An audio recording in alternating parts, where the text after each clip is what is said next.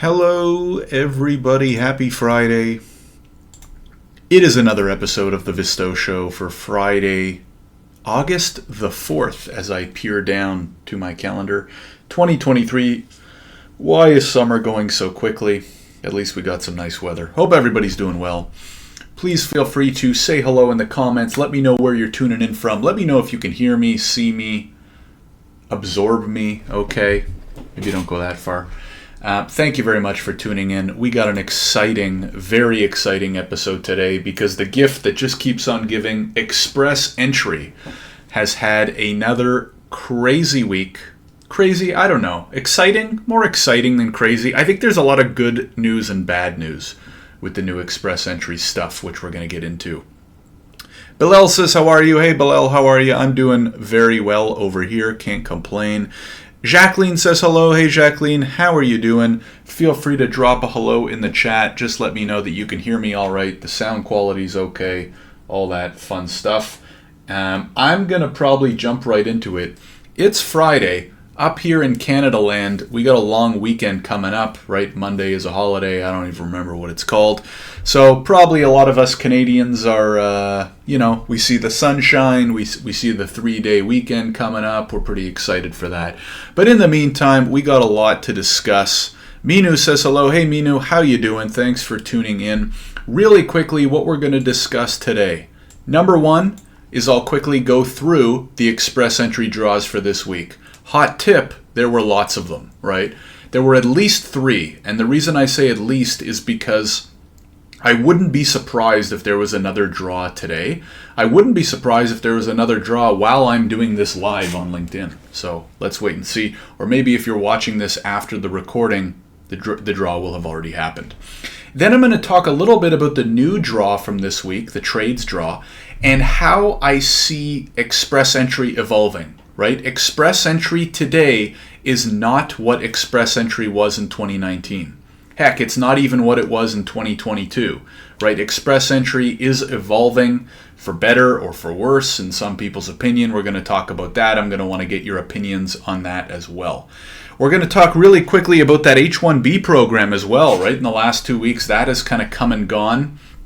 Talk about the results, what we think about it, all that kind of stuff. I'll do a quick Visto update. As some of you might know, Visto is an immigration software company. We're based in Toronto. We build software to help immigration firms, study abroad agents, save time preparing applications with their clients. I'll talk a little bit about that.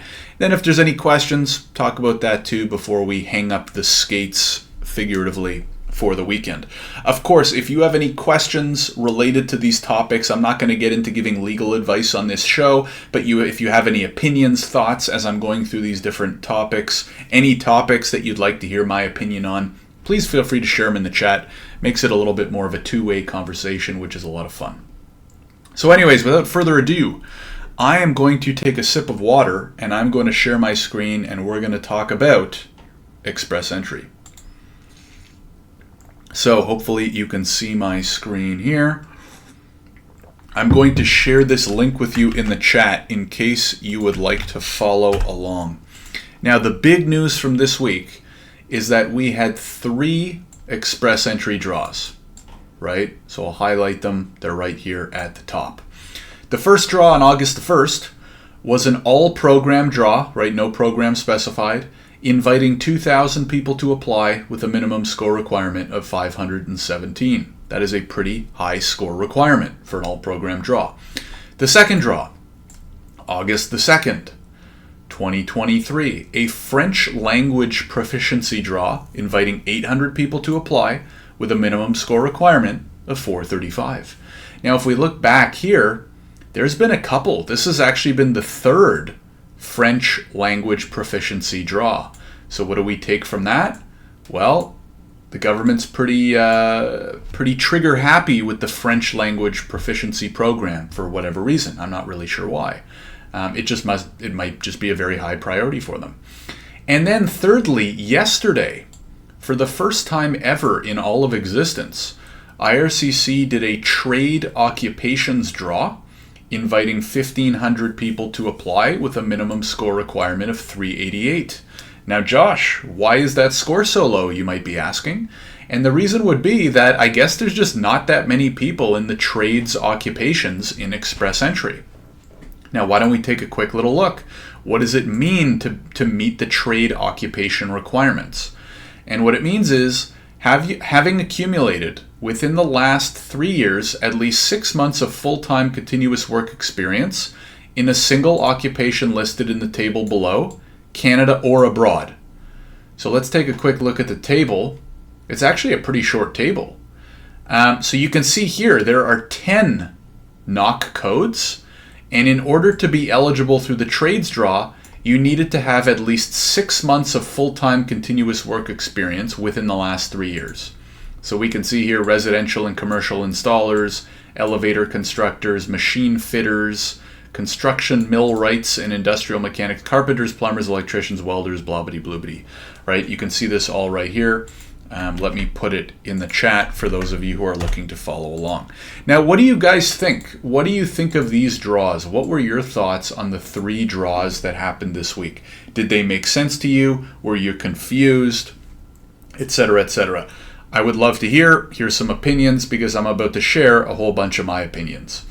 The first one is, I'm a numbers guy, right? So for example, I look at the last group of draws. So they did 2 draws about 2 weeks ago for 4,600 people.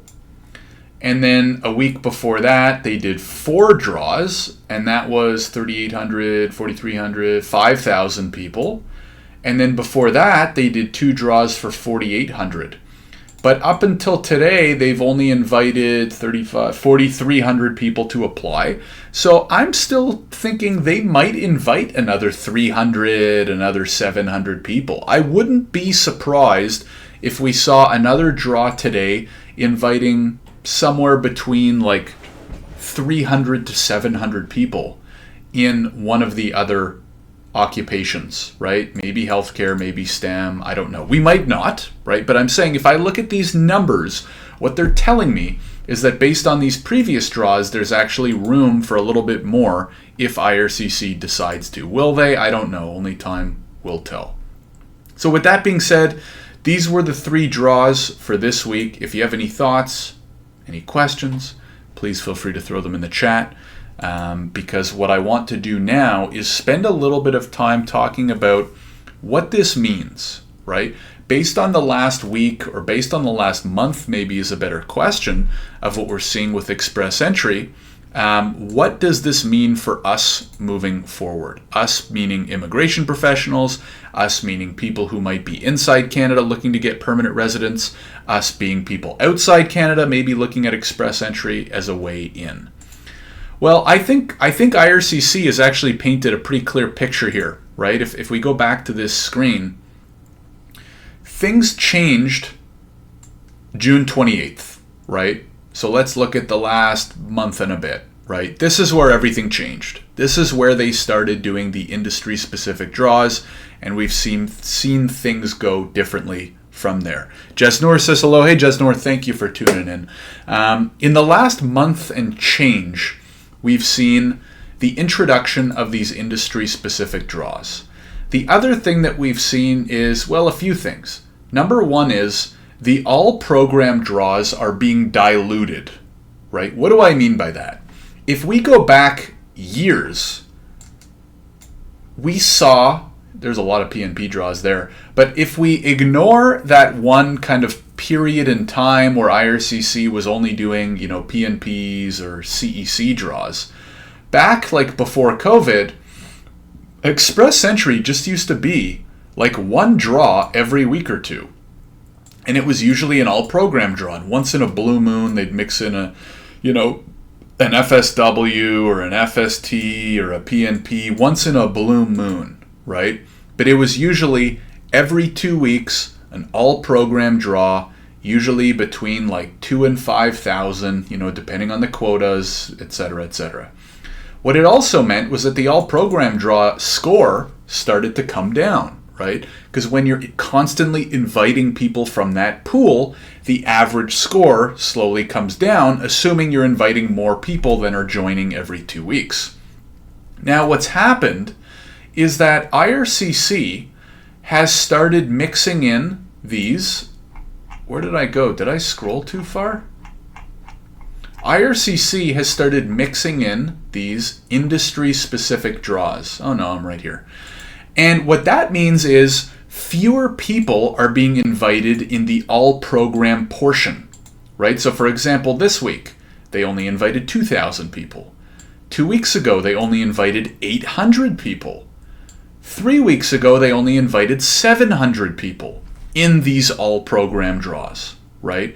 So because of this, it means the size of the pool continues to grow, and so the average score remains high.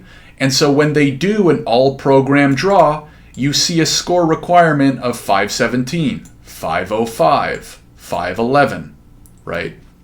So this is a clear indication to me, assuming that the patterns stay somewhat consistent, is that now we have to look at express entry with a totally new lens, right? Before the last few months, the advice that most of us would give is, hey, how high is your score? Is your high good enough? Yes or no? No? Okay, maybe we look at some PNPs, blah, blah, blah, right?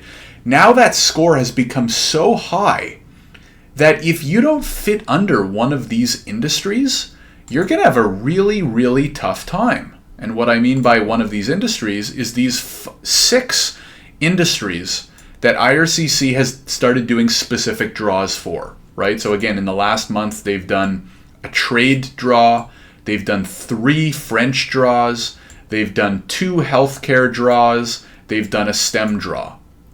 So what IRCC is saying is, hey, we don't want to do big invites for everybody. We want to do smaller invites for everybody and a couple smaller invites targeting specific industries or, demographics, right? French speakers, tradespeople, STEM people, healthcare people, right? So now the way that everybody has to look at express entry, in my opinion, is number 1, do you fit into one of these categories, one of these 6 categories? French speaker, healthcare, STEM, trades, transport, agriculture, and agri-food.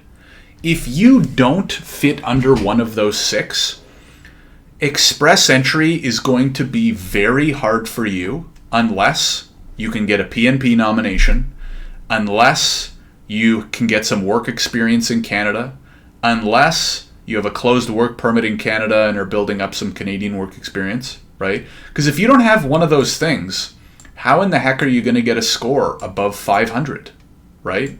It's just not going to happen unless IRCC goes back to doing strictly all program draws, right? I don't think they will yet. I think they're going to continue to mix in these industry-specific draws. Otherwise, why the heck did they take the time to even create them, right? In my opinion. So anyways, I'm going to take a deep breath here and a quick break. Not a quick break, a quick half-second break. What do you all think? Do you agree? Do you disagree? Am I missing something here? Am I misinterpreting something here? Oh, that's good water. Because, like I said, if you don't fit under one of these 6 occupations, you are going to have a very hard uphill battle unless, again, you fit under a PNP, a Canadian closed work permit. I don't know. I don't really know what else can bump you over 500, right? French speaking, but then, you're okay because you could come under this draw anyways. Gabriel says, hello, Josh. Will this affect people applying for LMIAs and work visas?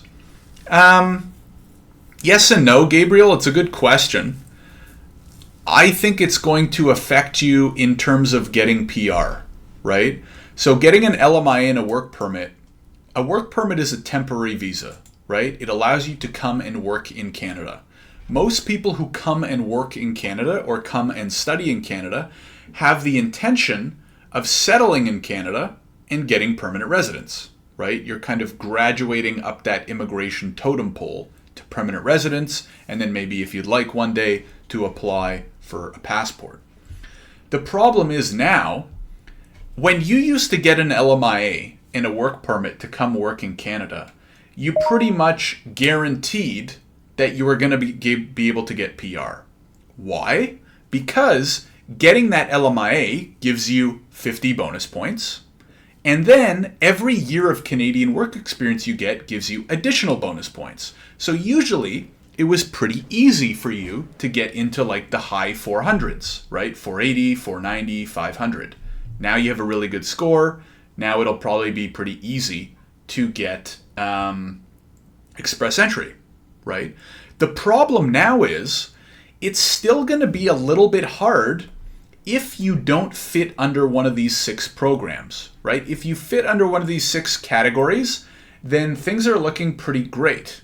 If you're coming to Canada on a work permit and you don't fit under one of these 6, what you probably want to do is a little bit of homework to see, hey, listen, if it's my goal to settle in Canada and get PR, with my profile, is it ever going to be feasible for me to get a score of 500 or higher? Because if it's not, that may affect whether you can settle in Canada or not, right? Let me give you a quick example, Gabriel, that I think might help, clarify this message I'm trying to give. Let's say you're a 45-year-old who gets a job, a closed work permit in consulting, right? Just giving an example here. You come to Canada, you're like, great, I'm going to start my career in Canada and eventually get permanent residence. You come to Canada on your closed work permit, you start working, great. You're a business strategy consultant, right? Now it's time to prep for express entry. You go write your IELTS, you go get your ECA for maybe your degree back home, blah, blah, blah. You go and you throw together your profile. The problem is your NOC code doesn't qualify you for any of these categories. And you're a little bit older and your score isn't that high. Even with the LMIA and even with 1 or 2 years of work experience, your score might only be 460, 470, 480. IRCC keeps doing these industry-specific draws, which means the all-program draws are smaller, which means the all-program score requirements are in the 500s. And you're sitting here with a work permit in your hand, potentially multiple years of Canadian work experience, and a score in the mid to high 400s, but you're not getting invited. Maybe you're working in Ontario. You whip up the Ontario PNP page, and you don't qualify for it or whatever, right? I'm just giving an example here. And you look up the PNPs, and you're like, oh crap, I don't meet any of them. And you're stuck with a 470, and now the 2 years on your work permit is expiring, and your employer's like, well, hey, we don't really want to renew it. We thought you'd have PR by now. And you're, kind of screwed, right? Now, again, that's just one situation. But I'm trying to highlight a profile that might exist out there one day, right? Here's another example. Not that I'm trying to sound all negative here, right? Because I love Canada. You're an international student. You have a bachelor's degree from back home. Maybe you're a little bit older. You apply to study a, master's or a post-grad diploma in Canada because you want to settle here, right? You take a business admin course, you complete it, you get your PGWP, you get a job as a business, I don't know, whatever people do after getting a business admin degree, right? But you start working, your PGWP lasts 2 or 3 years, and you're working in a NOC code that doesn't fall under one of these 6, and you can't speak French. Now you're in year 2, you only have a score of like 450, 460. You're not getting invited through any of these industry-specific draws. You don't have a 500, so you're not getting invited through these all-program draws. And maybe, again, let's just kind of ignore PNPs for right now, but let's just say you're not eligible for any of your respective provincial PNPs. What happens at the end of your PGWP? You either get a closed work permit if your company will sponsor you for it, or you're out of luck, right? So again, I don't want to try to sound too negative here, but my problem is that, not really a problem, I'm just trying to flag this because people need to rethink how they approach express entry from now on, right? Express entry is not like it used to be before June of 2023, right? You should consider it totally differently now if it's part of your strategy. Not saying it can't work, right? As I said, especially if you fit under one of these 6. This is fantastic. If you're a French speaker, if you work in healthcare, if you work in STEM, if you're in the trades, if you work in transport, if you work in agriculture, this is great news, right? Because it's going to allow, if you had a middle or crappy score before and had no chance at an all-program draw, but you happen to be one of these 6, like look at the score requirements, right? For trades, a 388, that's pretty low. French language proficiency, 435, that's pretty low. Healthcare, 463, pretty low, especially if you have multiple degrees, as a healthcare worker. STEM, 486, they've only done one of these, so STEM will probably remain on the higher side unless they do bigger draws. But 486, certainly a lot more attainable than a 517, right? So again, I just want to highlight that there's been a big shift in the express entry world. Those of you in these 6 categories are hugely advantaged. Those that are not are severely disadvantaged. So just keep this in mind as you're making your plan, as you're thinking about what your immigration journey or pathway might be, because for as long as IRCC continues to do invites like this, it'll be a little bit different. Jasnour says, totally agree, but knock A, B will also help, right? Well, I mean, it will, Jasnour, but again, like everybody in express entry, pretty much you need knock A or B, right? OA or B. If you don't have knock OA or B, you're not even eligible for express entry, right? So everybody, that's the problem, right? One thing people don't realize, especially for the all program draws, is these are all relative, right? They pick these draws based on the size of the pool, right? So if you have a knock A job with 2 years of experience, but so does everybody else in the pool, you're no more better off than they are, right? That's why these draws have become so big, because every week more people enter the pool, but you're not gaining on them unless you're getting a Canadian degree, getting a closed work permit, gaining an extra year of Canadian work experience, right? Otherwise, everybody in the express entry pool has knock O, A, or B work experience, right? So anyways, just another thing to keep in mind, Jasnour. Hopefully that makes a little bit of sense. Okay, I'm going to use this opportunity to take another sip of water as we segue. Chris tunes in, says, love the grind, Chris. Thanks for tuning in, man. It's always about the grind, as you know. Hope your Friday is going well. The next thing I wanted to quickly talk about is the H-1B program update. H-1B Canada work permit. There's actually not a ton to share. Mostly what I wanted to talk about quickly is the program filled up within a day and a half, right? So this will be a kind of quick segment just because I wanted to mention it. I don't know, there's like a lot of headlines and news on this program, a lot of headlines and news about how people were shocked about how fast it filled up. Of course, they decide to do some construction right as I go live.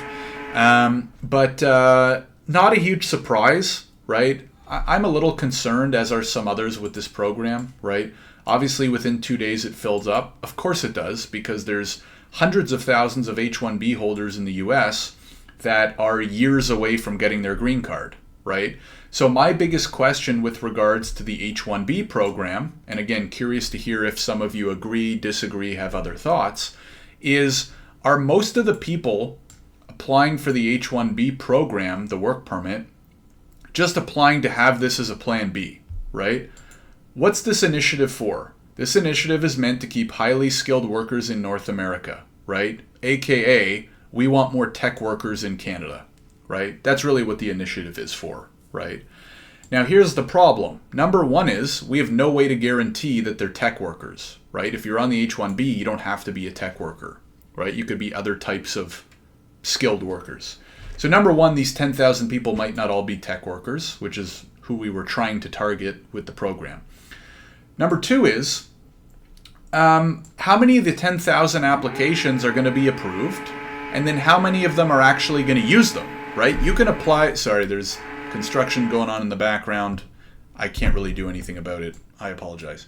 Of these 10,000 people that have applied, how many of them are going to get approved? How many of them are actually going to use the work permit, right? You can apply for and be approved for a work permit and never travel to Canada, right? Just because you get a work permit approved does not mean that you have to come to Canada. So my biggest concern here is that 10,000 people applied, maybe a couple hundred or 1,000 get rejected. I don't know what the data will be. But then most of them will kind of hold the work permit in their back pocket to see what happens with their H-1B. Are they going to be able to renew it? Are they going to be able to get their green card quick enough? You know what I mean?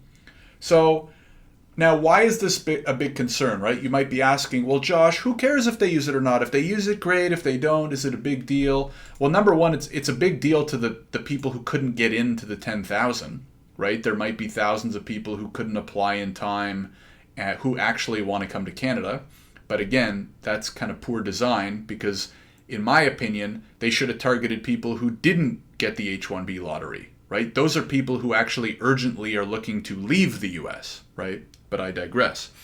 The second concern is when IRCC creates a new program like this, it takes a lot of time and resources, right? They have to have policy discussions, ideate on the program to begin with. What is the initiative? What's the core goal? Then if it gets passed, they have to design the program. What are the requirements? What are the rules? Who can apply? How to apply? After you apply? They need to write these guidelines down. They need to train new staff, right? How do the processing agents process it, right? Et cetera, et cetera.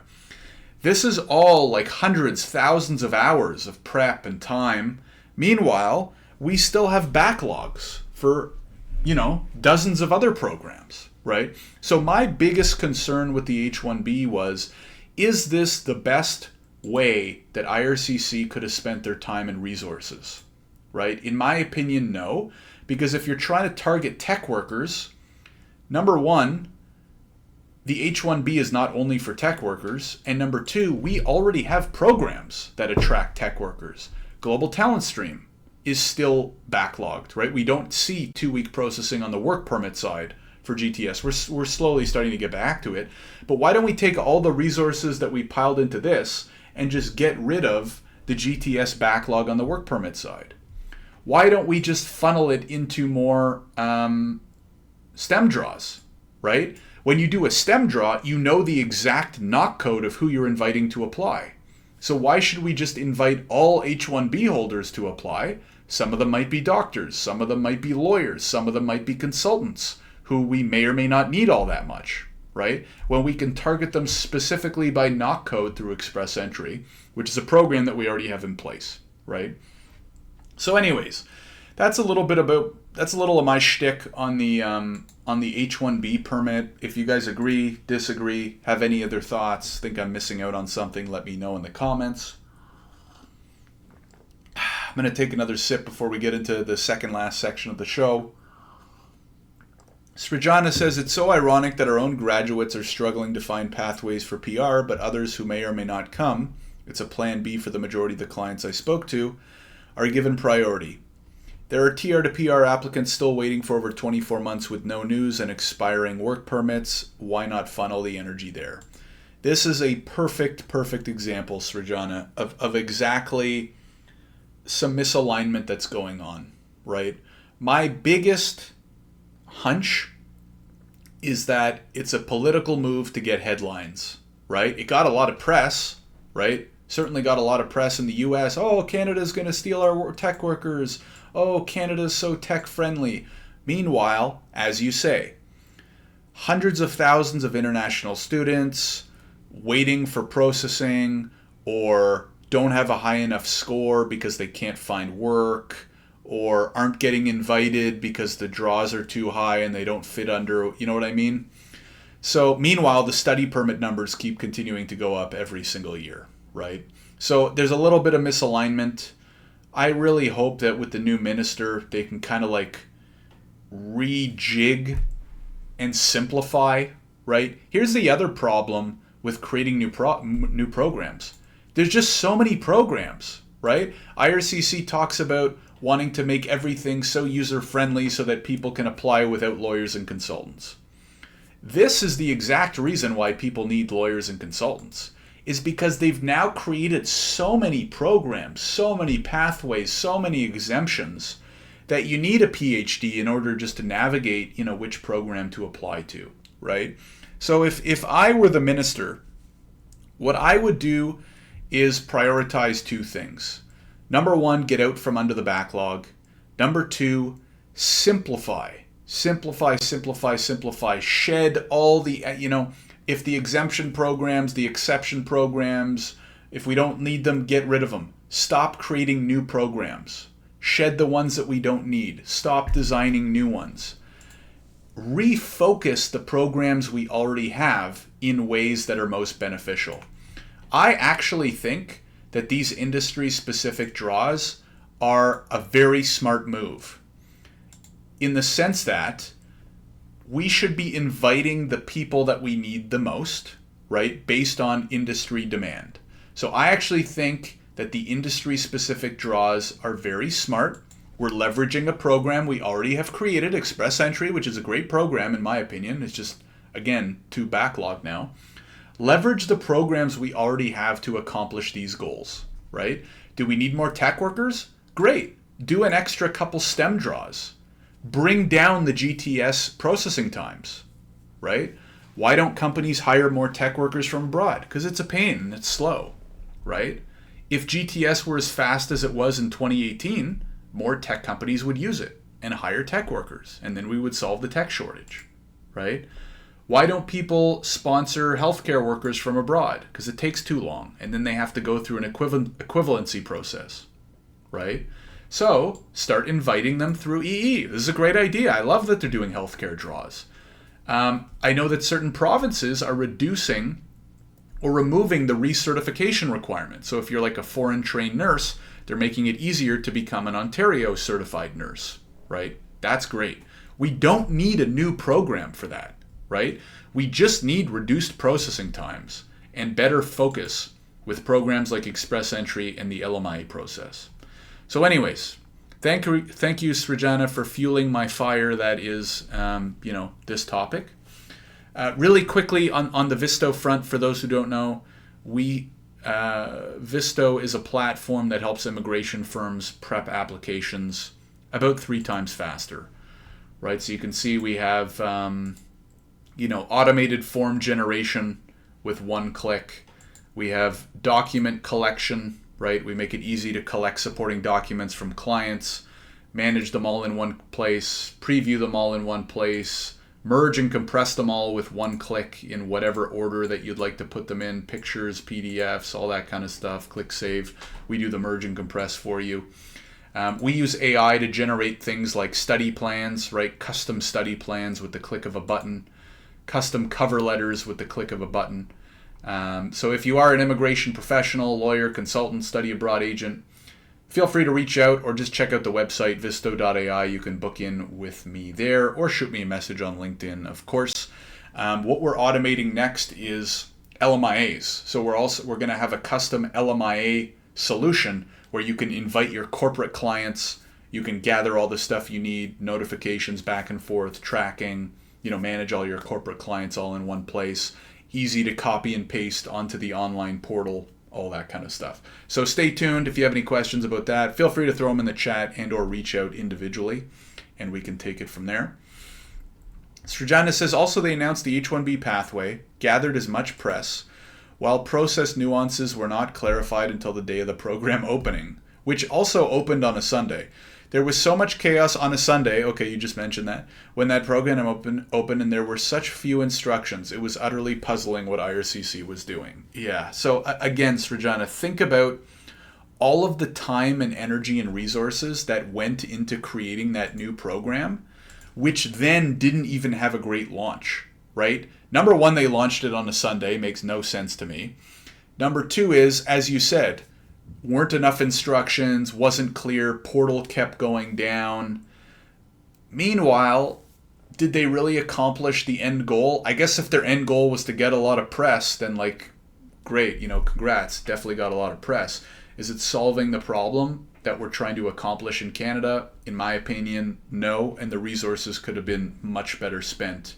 Reduce GTS processing times, reduce Express Entry processing times, clear out the TR to PR backlog, right? All of those could have accomplished even better the problem that they were trying to solve.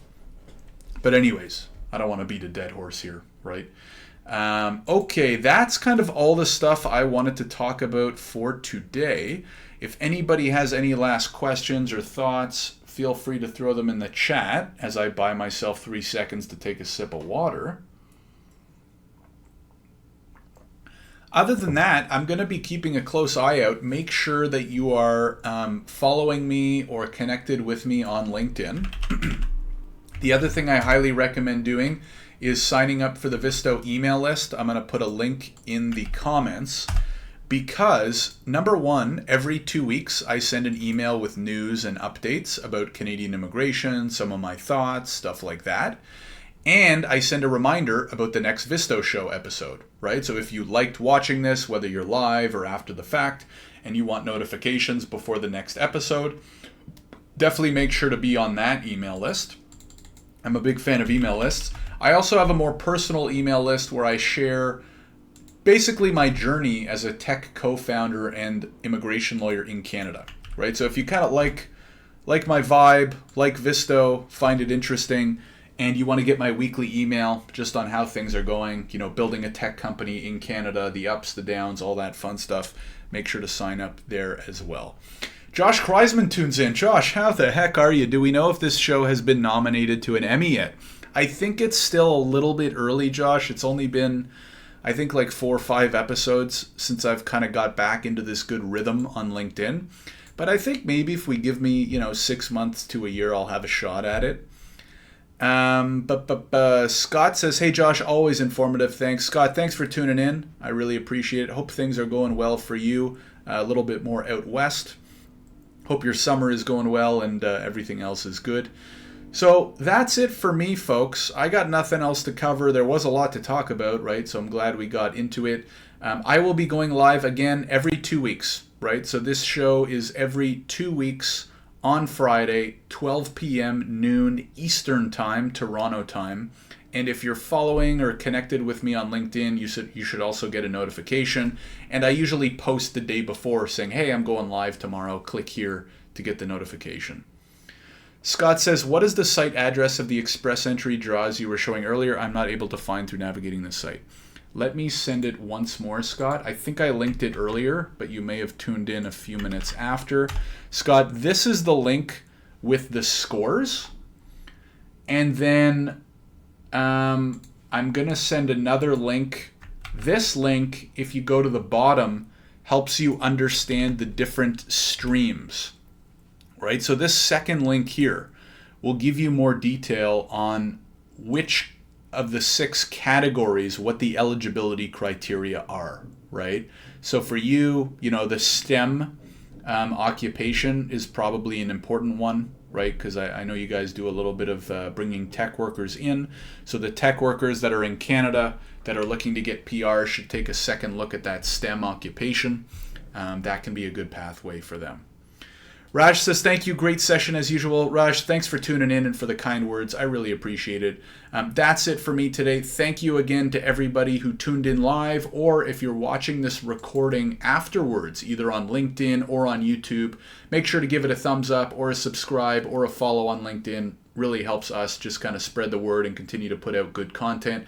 If you think a friend or a family member might find this stuff interesting, shoot them the link as well. That really helps. Other than that, thank you again for watching. I'll see you in 2 weeks. Have a great long weekend if you're in Canada and or you live somewhere that has the long weekend. And I will see you in the next video. Take care, everybody. Have a good one.